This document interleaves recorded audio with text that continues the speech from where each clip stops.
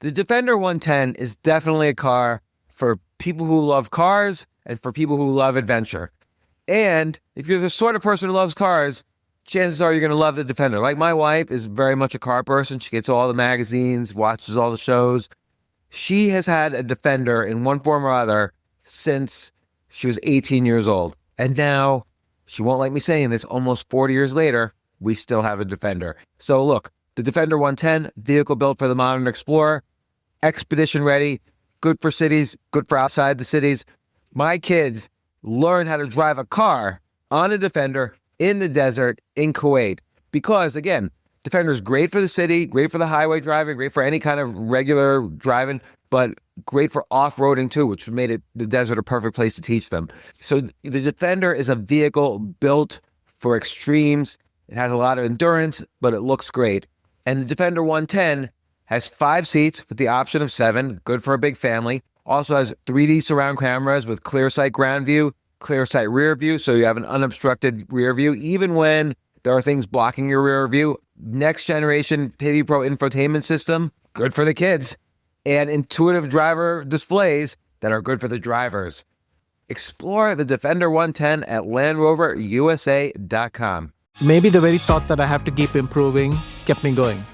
You hit that thing and you don't know what to do next. You can never separate psychology from the technical details, but sometimes they cause each other. The nature of chess is very restless. Styles change, the approaches people have changes, or suddenly new engines and new perspective. Something which is working now can be out of date in 6 months. You try to keep on pushing everything to zero. Even if you'll never get there, you keep on trying to improve. And over time, without you even realizing it, you'll start playing better. I think maybe even inaccurate self-confidence that youth gives you is a treasure. This isn't your average business podcast, and he's not your average host. This is the James Altucher Show.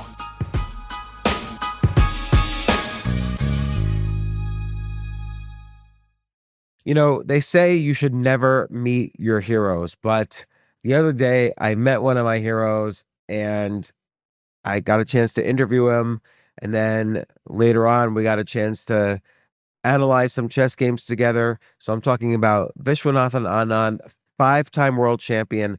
But let me tell you this one story. This is what made him my hero. When I turned 40 years old, I was feeling kind of down. I was feeling like, it's like too late for me. It's never going to happen, whatever it is. It's like something's supposed to happen by some point, but it hadn't happened yet for me. By the way, you feel this at all ages, but I was particularly feeling it the day I turned 40. And I remember in order to cheer myself up, I figured, let's just look at the list of the top chess players. There's got to be a lot of old people there. It's chess. That's an old man's game.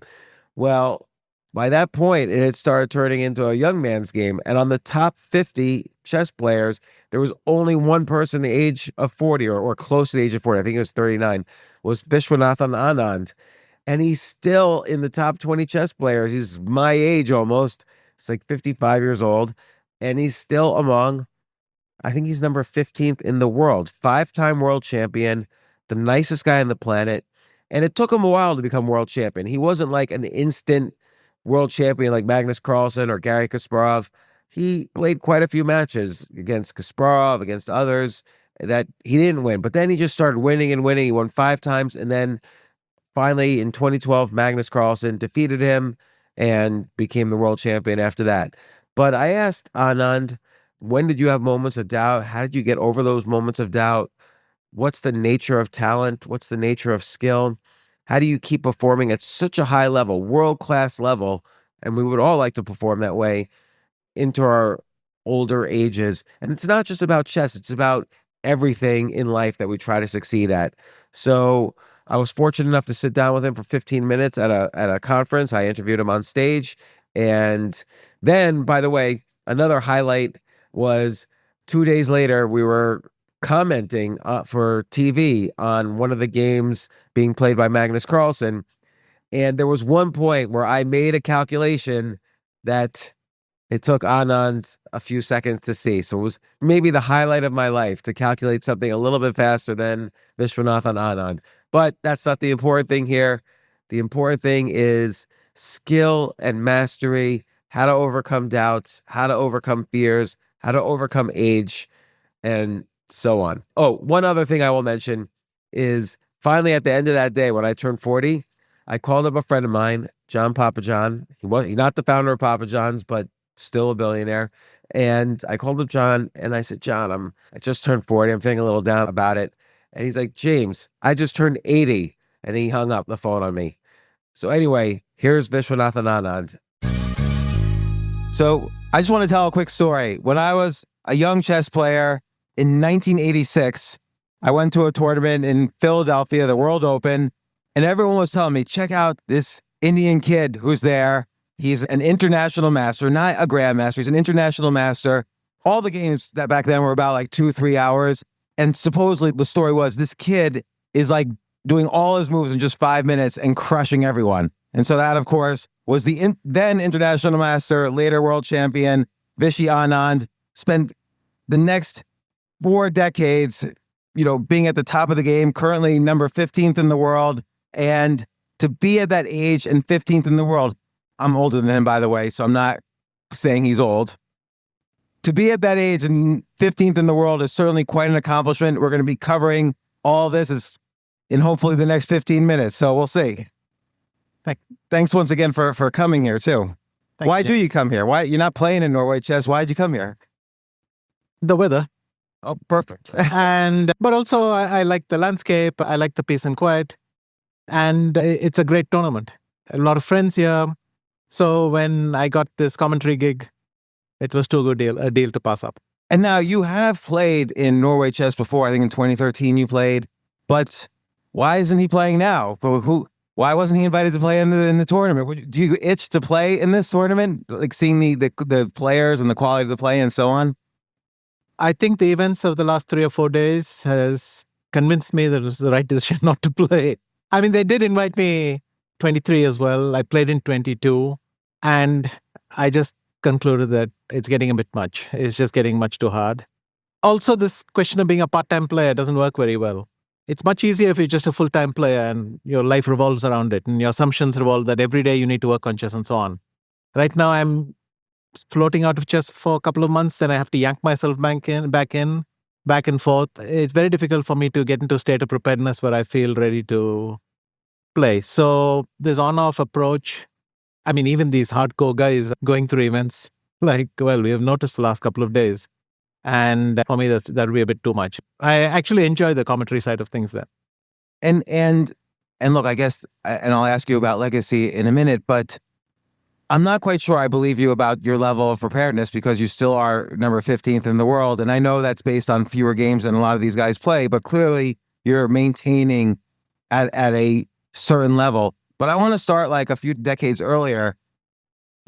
For you competed in a couple of world championship matches before you were kind of hitting that top level.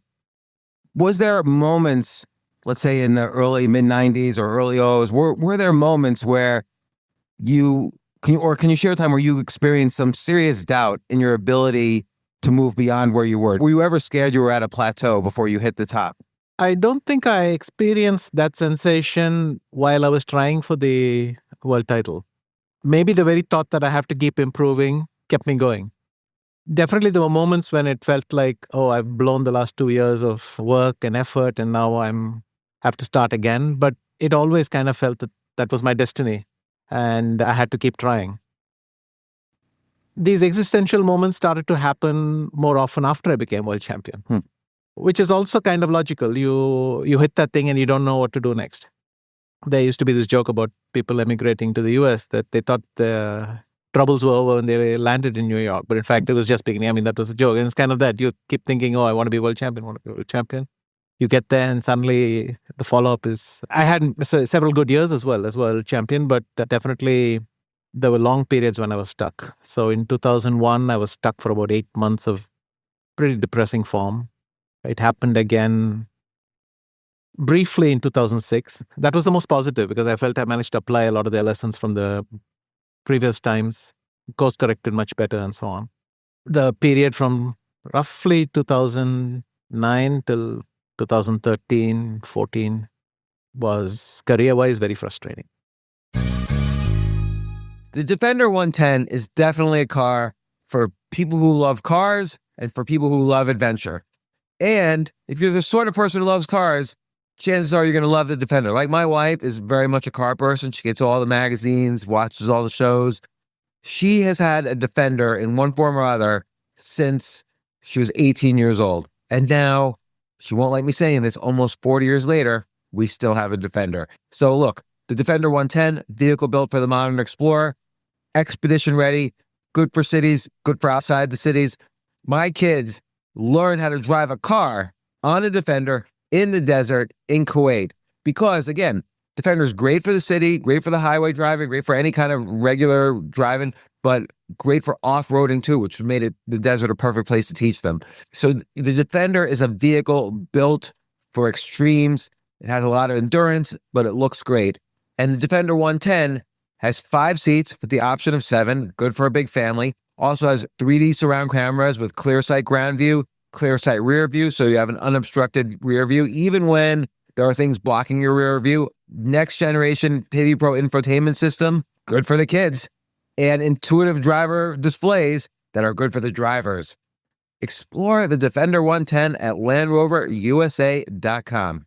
Ryan Reynolds here from Mint Mobile. With the price of just about everything going up, we thought we'd bring our prices down. So to help us, we brought in a reverse auctioneer, which is apparently a thing. Mint Mobile Unlimited Premium Wireless. How to get 30, 30, bit to get 30, bit to get 20, 20, 20, bit to get 20, 20, bit to get 15, 15, 15, 15, just $15 a month? Sold! Give it a try at mintmobile.com/switch. Upfront payment of $45 for 3-month plan, equivalent to $15 per month required. New customer offer for first 3 months only. Speed slow after 35 gigabytes if network's busy. Taxes and fees extra. See mintmobile.com. There's a lot to unpack there. First, let's take 2006 as an example. How did you psychologically come to grips with this frustration and then motivate yourself to move beyond? Because I will add, 2007 might have been one of your best years ever. You hit 2,800 for the first time, I believe. You won the World Championship 2007. So in 2006, there was some transformation. You go from this frustration to this immense success. And many people can't escape out of that prison of frustration. So in 2001, one of the things that hit me very strongly was I had allowed a lot of problems, mostly technical problems. You can never separate psychology from the technical details, but sometimes they cause each other. If you are frustrated in a certain kind of position, then you eventually, that becomes a psychological problem and vice versa. So these things are connected, but I had allowed a lot of problems to accumulate and kept having the feeling that because I was escaping. Still, there was a period where I was escaping. But looking back, I look at that period and think, well, but the warning signs were all there. I needed to fix it and I didn't. What do you mean escaping? I'm sorry to interrupt. What do you mean by escaping? Escaping means despite deserving to lose a game, at the end, your opponent makes some small mistake. And that's one opponent. And in that relationship, it's fine. You can say that opponent needs to get better in that conversion or something like that. I was getting more points than I deserved for a couple of tournaments. And then the urgency isn't there. It's not like my work ethics were wrong. I was still going back and working, but not working enough in the right areas. And I think also the urgency, the dire situation I was in some areas, I hadn't quite appreciated. So you drift along without that urge to self-correct. Like what's an example of a dire situation you felt you were in that eventually you realized you needed to correct? You start allowing yourself multiple mistakes in your execution of something. Then you should be going back home and training every aspect of it and trying to keep on pushing that back up. Even though 100% you're never going to reach, you still have to use it as a motivator to keep improving. And there was a time there where I got slightly careless about the execution. I was more interested in learning new things and things.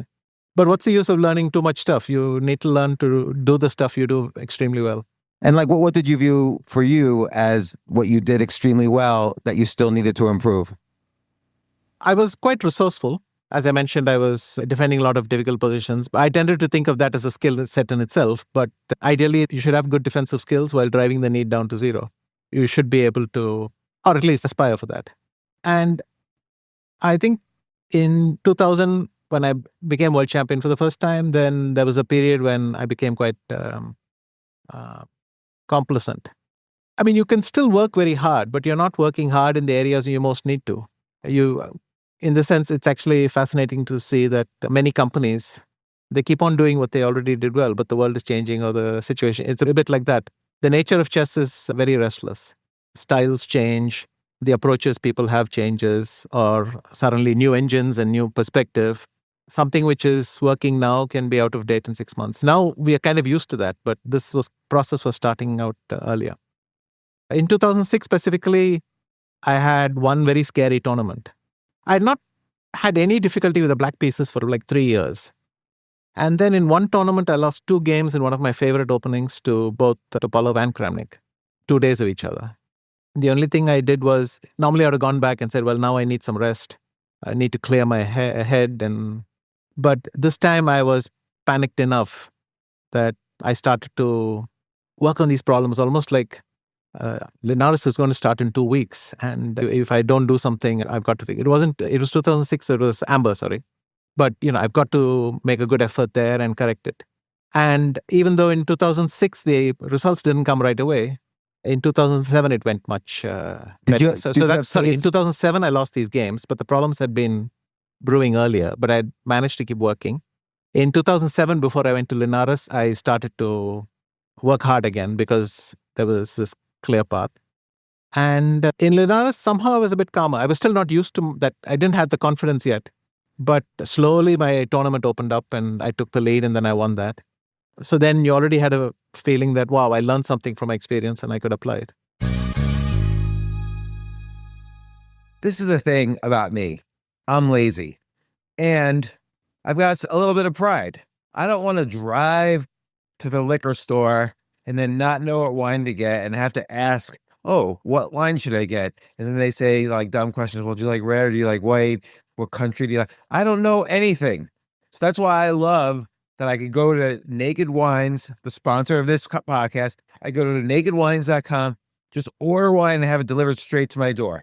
And look, I don't want to brag or anything, but I was sober for about, 2-3 years, completely sober. It was ruining my life. But I am proud to say I broke that sobriety by having a drink of my favorite Naked Wine, Brothers Miller. I got some Naked Wines delivered to my door. Brothers Miller, had a glass, ended that sobriety thing. That's boring. And look, I wanted to be the most interesting person at the party. That's what Naked Wines does. I went crazy. So look, this podcast is sponsored by Naked Wines. It's 2025, but don't shop for wine like it's 2005. Naked Wines is a service that directly connects you to the world's finest independent winemakers so you can get award-winning wine delivered straight to your door. Use the code JAMES for the code and the password at nakedwines.com and get their incredible deal of 6 bottles for just $39.99. I particularly like the Brothers Mill Chardonnay. You know why? Because I like Chardonnay because it's a little colder. I convince myself I'm drinking a cool glass of refreshing water on a hot summer beach, even though it's the middle of winter, and lose my inhibitions. I can really tell her what I think. I mean, if you're married, you know what I'm saying. My voice has gotten higher and higher pitched every single year I've been married. What's wrong, honey? Did I not clean the bathroom? No problem. Naked Wines, you lose those inhibitions and your voice gets low again. Look, the couple that drinks Naked Wines together gets naked together.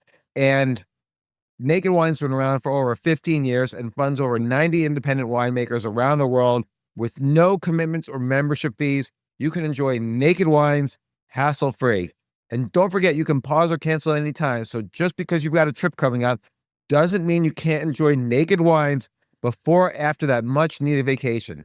Now is the time to join the Naked Wines community. Head to nakedwines.com/James, click Enter Voucher, put in my name, that's the code, James, for both the code and the password, and you'll get 6 bottles of wine for just $39.99 with shipping included. So that's $100 off your first 6 bottles at nakedwines.com/James, and use the code and password James for 6 bottles of wine for $39.99. Craving your next action-packed adventure? Audible delivers thrills of every kind on your command, like Project Hail Mary by Andy Weir, where a lone astronaut must save humanity from extinction, narrated with stunning intensity by Ray Porter. From electrifying suspense and daring quest to spine-tingling horror and romance in far-off realms, Unleash your adventurous side with gripping titles that'll keep you guessing. Discover exclusive Audible originals, hotly anticipated new releases, and must-listen bestsellers that hook you from the first minute. Because Audible knows there's no greater thrill than the one that speaks to you. Discover what lies beyond the edge of your seat. Start your free 30-day trial at audible.com/WonderyUS. That's audible.com/WonderyUS.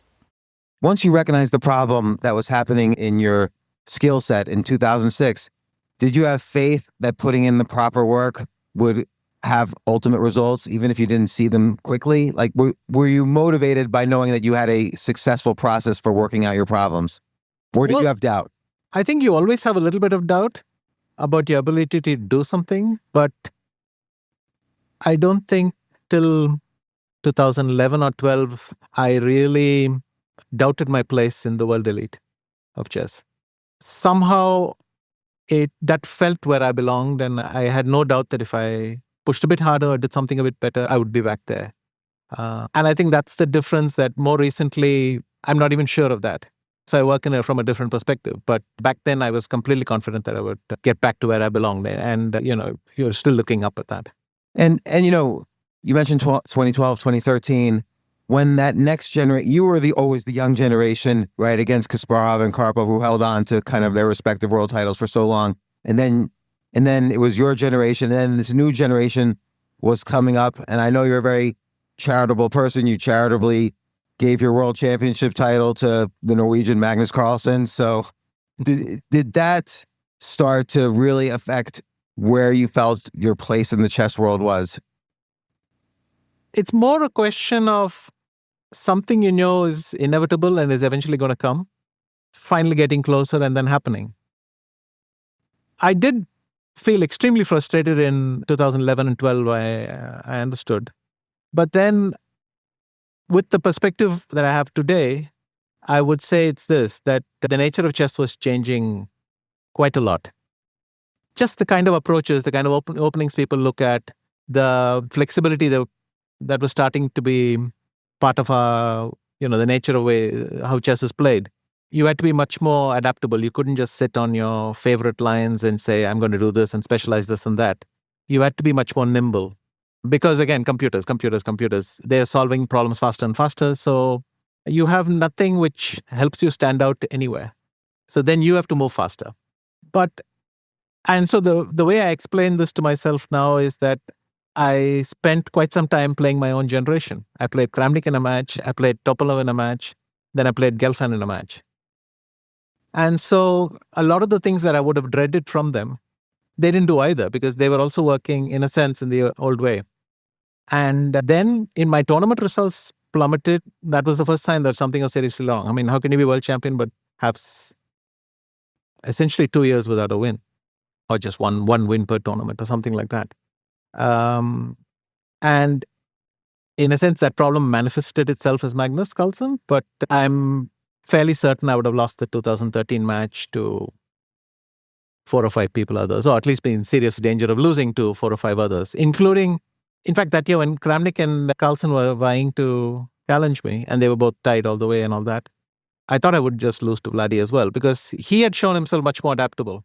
His results were excellent, and I was envious. I mean, I kept seeing he's managed to change and play in new ways, and I'm still just unable to get into that thing. I mean, looking back now, it feels almost inevitable, and you can see our career arcs afterwards.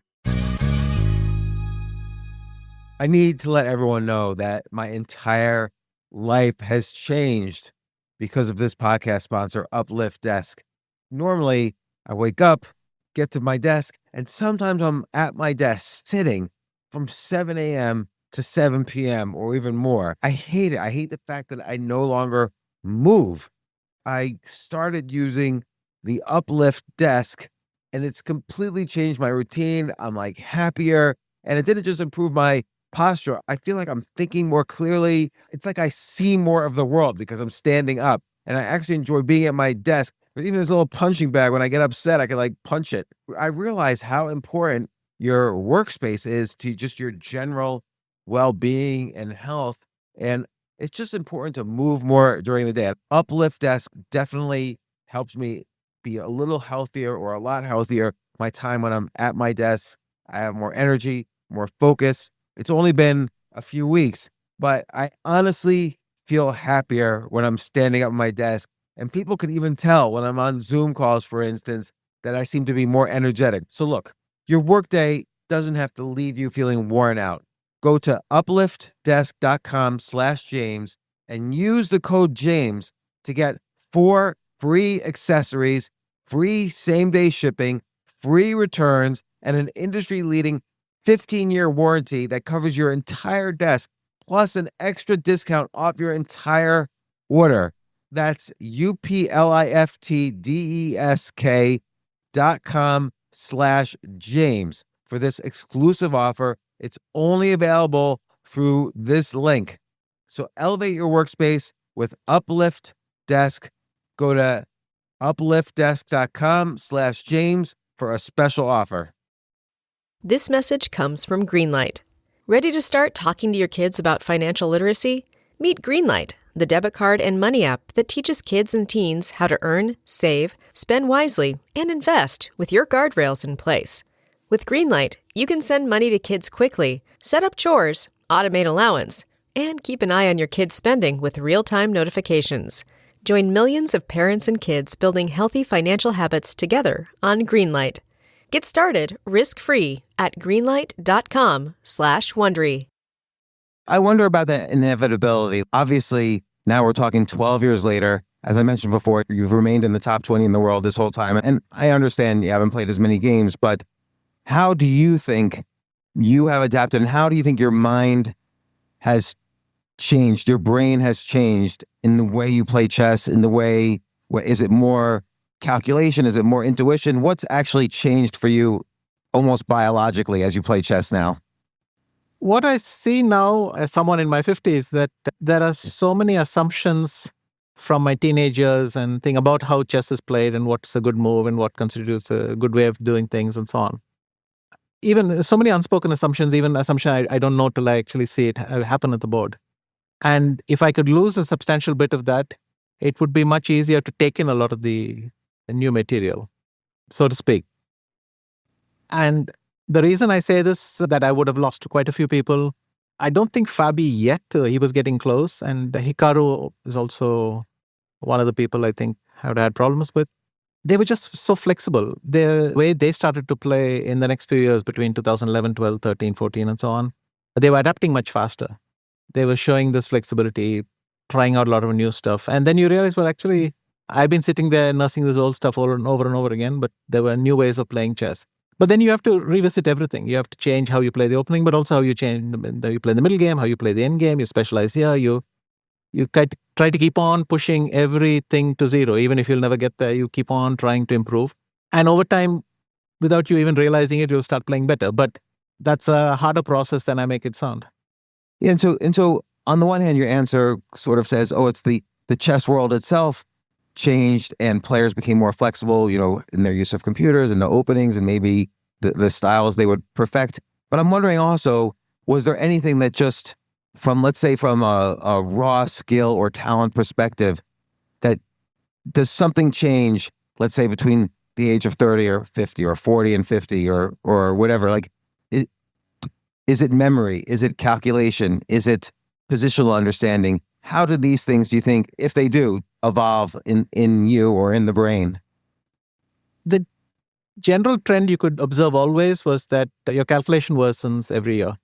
You get a bit worse at calculation at some baseline level, but if you keep working at it, then you're also improving in other parts of that field called calculation. And so you can keep compensating enough for quite some time.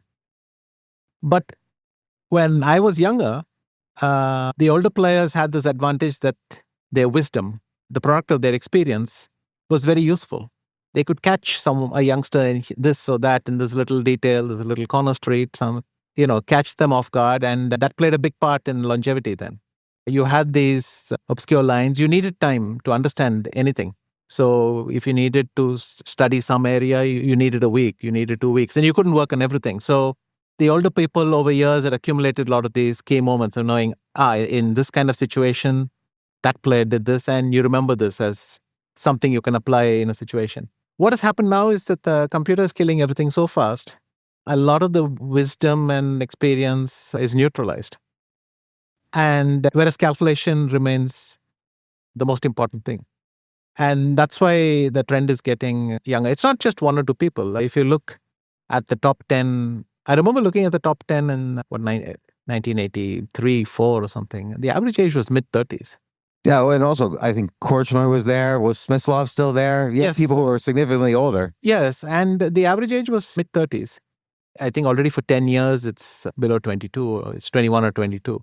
And that's even allowing for some dinosaurs. Like, I'm floating around somewhere with my pulling up the average age, but there are so many youngsters, and every year 2 guys will be even younger, will drop in, and it compensates. I want to tell you how I'm going to start my next business. And I just want to say, I always have a hard time with paperwork. Like, how do I register an LLC? What state do I do it in? What forms do I fill out? I'm incompetent when it comes to any kind of paperwork, but I'm going to use this company, Northwest Registered Agent. That's Northwest Registered Agent. You could use them and you could build your business in just 10 clicks and in 10 minutes or less. Starting a business should be all about ideas and executing and getting customers and building a product. It shouldn't be all this complicated rules and paperwork, but Northwest Registered Agent makes it super simple. They've been helping businesses launch and grow for nearly 30 years. They know what they're doing. And if you want to build your business while keeping your business information secure, Northwest is the partner you need. So don't wait, protect your privacy, build your brand, and set up your business in just 10 clicks in 10 minutes. You can get more information. Just visit northwestregisteredagent.com/James. That's the key part. And start building something amazing. Whatever idea you have, just start. Just start the business today. It's super cheap. Get more with Northwest Registered Agent at northwestregisteredagent.com/James.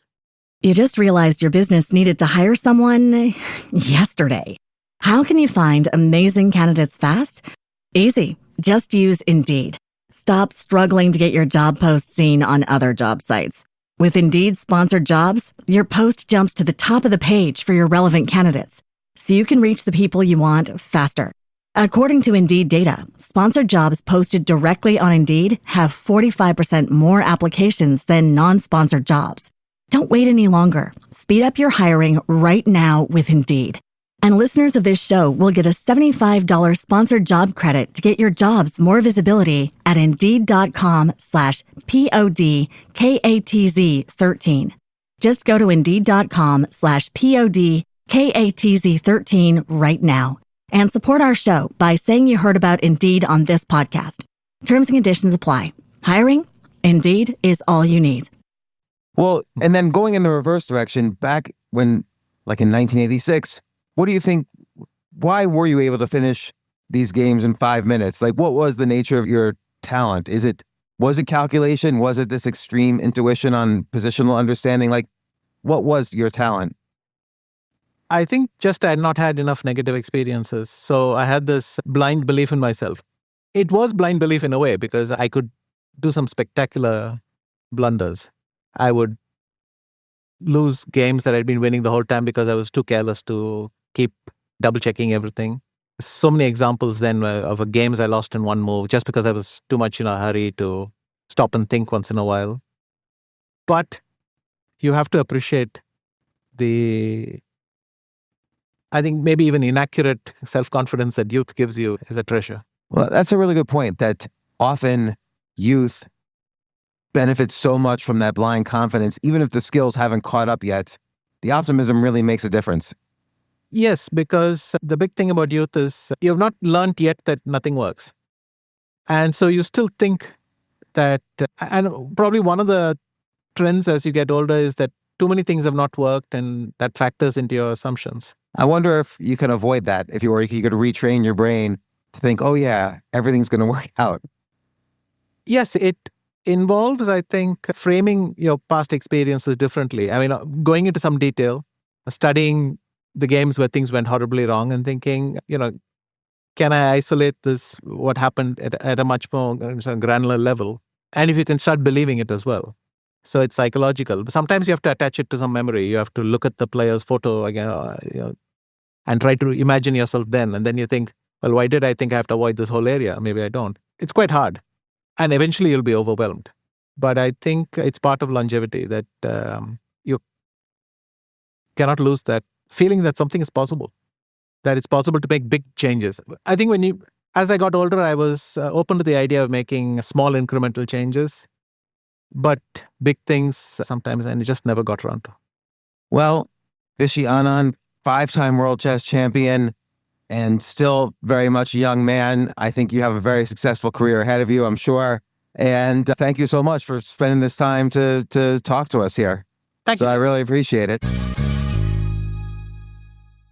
This summer, Pluto TV is exploding with thousands of free movies. Summer of Cinema is here. Feel the explosive action all summer long with movies like Gladiator, Mission Impossible, Beverly Hills Cop, Good Burger, and Transformers: Dark of the Moon. Bring the action with you and stream for free from all your favorite devices. Pluto TV. Stream now. Pay never.